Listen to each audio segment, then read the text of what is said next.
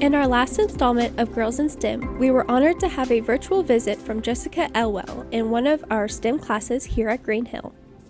Good morning. I'm Jessica Elwell, the Chief Operating Officer for OxEon Energy. At OxEon, we design, develop, and manufacture equipment and technology that produces fuels from non-fossil based sources. So we do that both here on Earth, approaching the renewable energy market, and we do it in space for fuel production off the planet. A big example of that is we have a device that's on the Perseverance rover that's currently making rocket propellant from the Mars CO2 atmosphere. So it's a pretty exciting industry that we work in, and I have responsibility over our overall operations here in North Salt Lake City. We asked Ms Elwell if she was encouraged as a student to pursue STEM-related studies. So I would say no. I really had a hard time paying attention in class and not speaking out of turn. So it was pretty rare that I'd get recommended for advanced classes. I had to do a lot of self-advocation in that realm to get myself into advanced math in 8th grade, to pursue some different things in high school that way. But when I got into high school, there were a few teachers that were more supportive of that path. But I was really lucky that my parents were really supportive. We didn't have boy and girl jobs in our house. My two brothers and I had the same expectations set on us. So I didn't see any career as not open to me. So as I developed more in what I thought I wanted to do when I grew up, there weren't really limiting thoughts that way. Ms. Elwell wasn't encouraged early on to pursue the sciences at school. She talked about the lack of exposure to STEM-related careers and role models in her childhood. Nothing. I literally knew nothing. I grew up in rural Wisconsin in the 80s, so I didn't have any exposure that was approachable. When I started learning about it was really my brother, who is about 3 years older than me.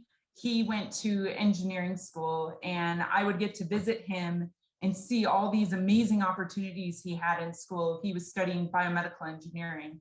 My brother Jeremy was a huge influence on it. He was very open in sharing what he was learning. He and I are still to this day very close. So it was really exciting to see that type of door open. I also had a high school teacher, Mr. LeMahieu. He was my chemistry teacher.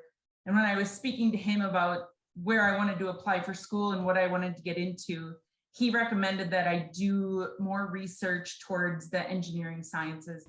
We asked Ms. Elwell what she wished she would have learned before pursuing her engineering degree. I think what I learned is that everyone has a pretty solid idea in their head of what an engineer is. When you go to school, it's really specific training. There's very specific tool sets you get.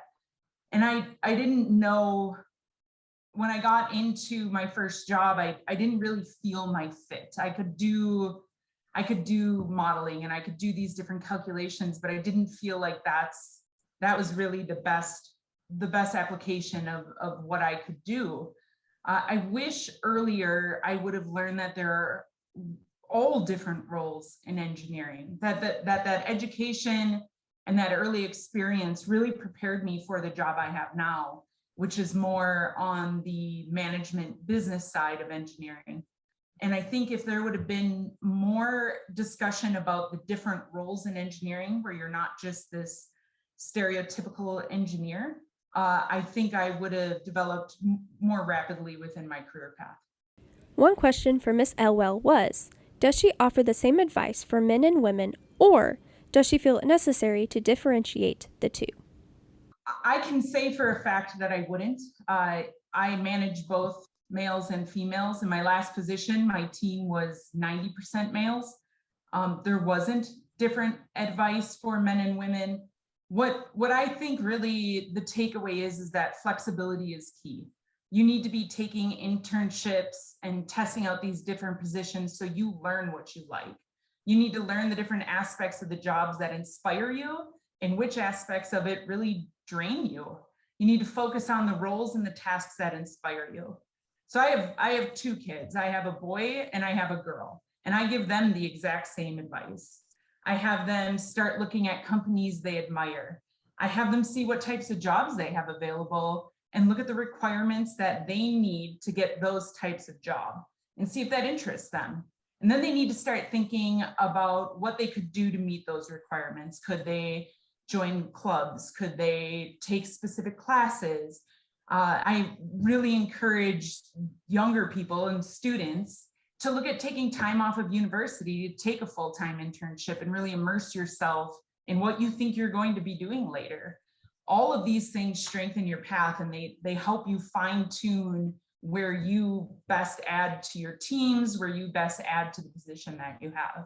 So for me, it's really the same. I think we're leveling the playing field. I think males and females are in direct competition, which is really an exciting time.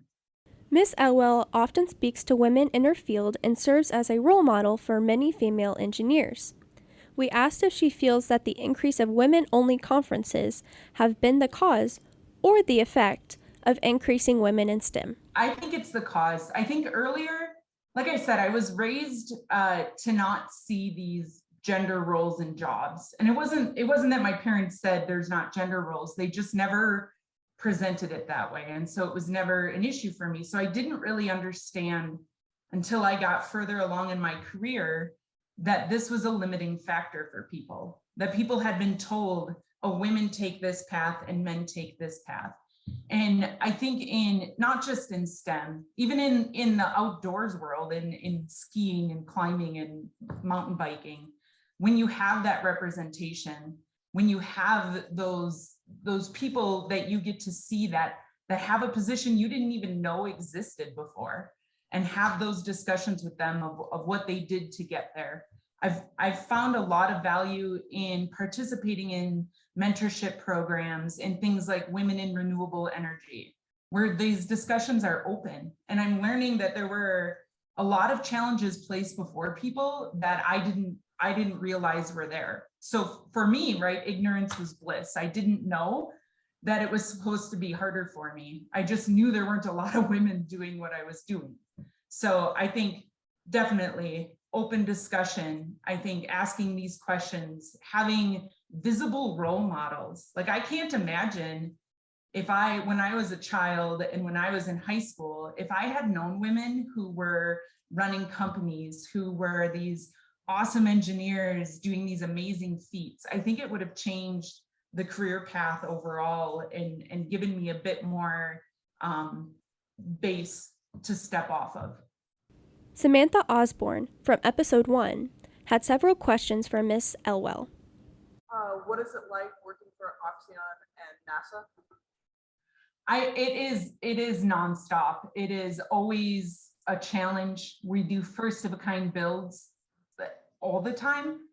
Pretty much everything we're doing right now hasn't been done before. So it is finding failure modes before you realize them. It is building these teams we have young talent, we have people who have been in the industry for 30 plus years.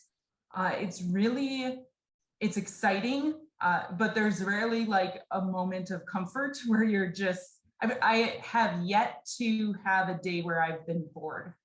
That's not a word we use here, ever. I don't think ever.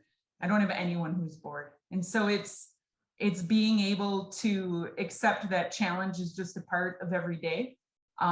We use failure investigation. That phrase is so common here, and you can't look at failure as though that's a bad thing.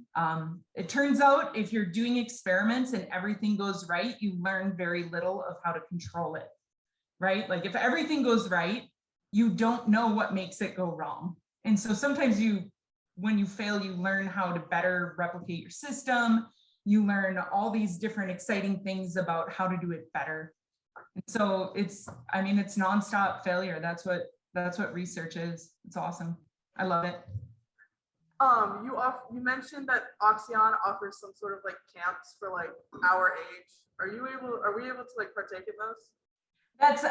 So I do outreach programs. They're through different organizations within Utah.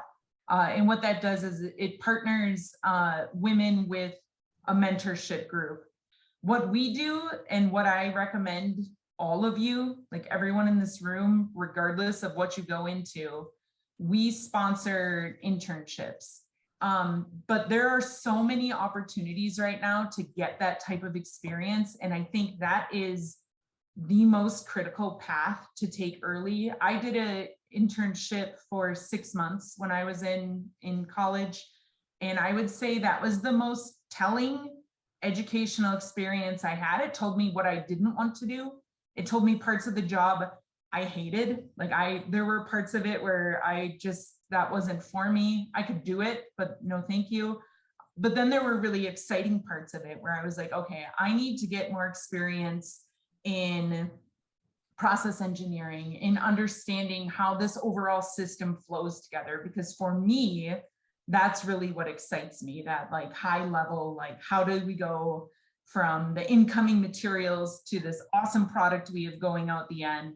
I got to work for Mercury Marine, which maybe some of you know. We built outboard motors.